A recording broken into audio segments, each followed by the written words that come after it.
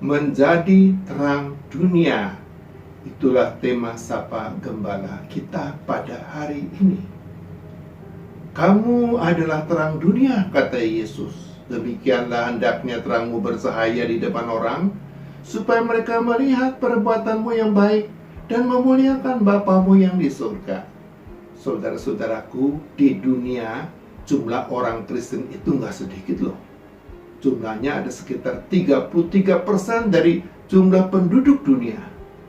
Jumlahnya sekitar 2,38 miliar orang. Kepada mereka semua Yesus katakan, kamu adalah terang dunia. Demikianlah hendaknya terangmu bercahaya di depan orang, supaya mereka melihat perbuatanmu yang baik dan memuliakan Bapamu yang di surga. Apakah orang Kristen telah melaksanakan perintahnya untuk jadi terang dunia? Coba aja kita cek atau periksa di Indonesia sebagai sampelnya. Apakah kehadiran gereja dan orang Kristen di Indonesia sudah buat korupsi berkurang? Sudah buat lebih banyak orang hidup dalam damai dan sejahtera? Sudah buat banyak orang suka berbuat baik, tidak suka berbuat jahat? Sudah buat mereka makin disukai oleh sebanyak mungkin orang, kalau bukan disukai oleh semua orang di Indonesia? Menurut saudara-saudara, apa ya jawabannya? Jangan-jangan banyak yang sama dengan jawaban saya. Kehadiran gereja dan orang Kristen belum jadi terang. Bukan hanya di Indonesia, tapi juga di dunia. Lalu bagaimana caranya supaya kita bisa penuhi panggilan Yesus, yaitu mau dan bisa jadi terang dunia yang masih dipenuhi dengan kegelapan? Inilah caranya. Cara yang pertama, kita harus selalu hidup makin dekat dengan Yesus sang terang itu. Yesus katakan, akulah terang dunia. Makanya setiap orang yang percaya kepadanya juga ia panggil untuk jadi sama dengannya. Seperti aku, katanya, kamu adalah terang dunia. Demikianlah hendaknya terangmu bercahaya di depan orang, supaya mereka lihat perbuatanmu yang baik dan muliakan Bapamu yang di surga.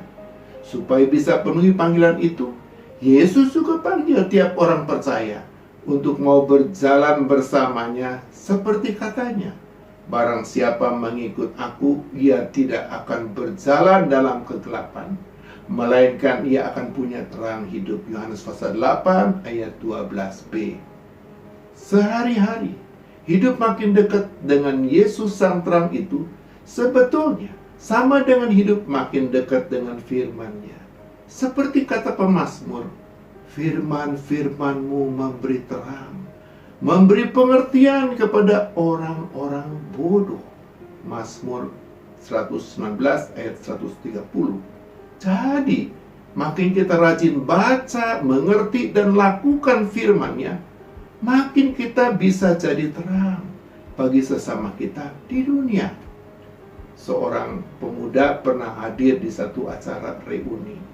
Dalam satu acara reuni dengan teman-teman SMA-nya, seorang pemuda buat terheran-heran teman-temannya, sebab ia dikenal sebagai seorang berandalan, tukang berkelahi, berulang kali juga nggak naik kelas. Tapi saat reuni, ia kok tampak berubah.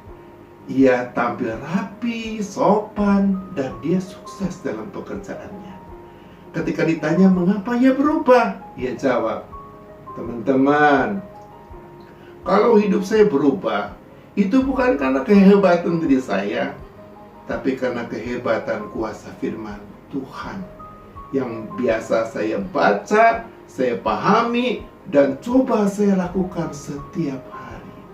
Ya, firman Tuhan yang dibaca, dipahami, dan dilakukannya telah membuat dirinya bisa jadi terang di tengah teman-temannya. Cara yang kedua, kita harus hidup berbeda, tidak seperti sama dengan hidup kebanyakan orang. Supaya terang hidup kita makin tampak jelas kepada dunia, maka Tuhan juga panggil supaya kita mau hidup berbeda, tidak seperti sama dengan dunia. Seperti kata Yesus, kamu telah dengar firman, kasihilah sesamamu manusia dan bencilah musuh. Tetapi aku berkata kepadamu, kasihilah musuhmu, berdoalah bagi mereka yang menganiaya kamu. Apabila kamu mengasihi orang yang mengasihi kamu, apakah upahmu? Apakah bedamu? Bukankah pemungut cukai juga berbuat demikian? Dan apabila kamu hanya memberi salam kepada saudara-saudaramu saja, apakah lebihnya? Apakah bedanya daripada perbuatan orang lain? Bukankah orang yang tidak mengenal Allah pun berbuat demikian? Dengan demikian, Tuhan ingin hidup orang percaya itu berbeda.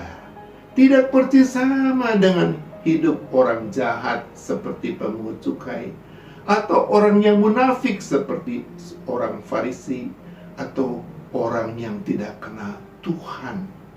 Dengan lain perkataan, hidup kita orang Kristen harus lebih baik, lebih benar, lebih adil, lebih bermanfaat daripada hidup sesama kita seumumnya di dunia. Sebab kalau sama saja, kalau sami mawon, ya buat apa juga sih orang bukan Kristen jadi orang Kristen. Seorang gadis Kristen pernah punya suatu pengalaman dengan pacarnya bukan Kristen. Ketika untuk yang kesekian kalinya ia ajak pacarnya untuk jadi seorang Kristen, pacarnya katakan, udahlah, gak usah ajak-ajak saya lagi untuk jadi orang Kristen. Sebab saya lihat kamu sendiri juga gak suka berdoa, gak suka baca firman, gak aktif ikut kegiatan-kegiatan di gerejamu. Kalau jujur, hidup kamu juga gak lebih baik loh daripada hidup saya.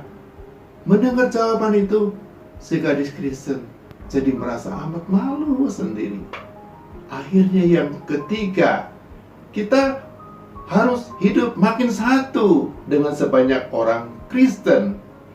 Bila hanya sendirian, bagaimana kita bisa bantu atasi masalah-masalah besar di dunia seperti kebodohan, kemiskinan, sakit penyakit, dan lain sebagainya?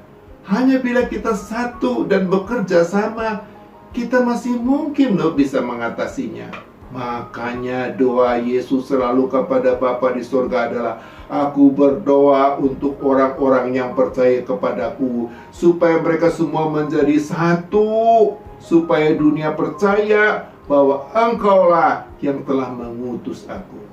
Hidup baik, benar, adil, bermanfaat orang Kristen bisa tampak lebih jelas kepada dunia bila ia dilakukan bersama-sama, bukan sendiri-sendiri. Itulah yang bisa buat hati dunia tersentuh dan mau percaya kepada Yesus. Kalau demikian, selama Tuhan masih kasih kepada kita waktu hidup, jadilah terang dunia. Jangan hanya sendirian, tapi selalu bersama dengan sesama orang Kristen, dan terlebih lagi bersama Sang Terang yang selalu mau berjalan bersama dengan kita. Amin.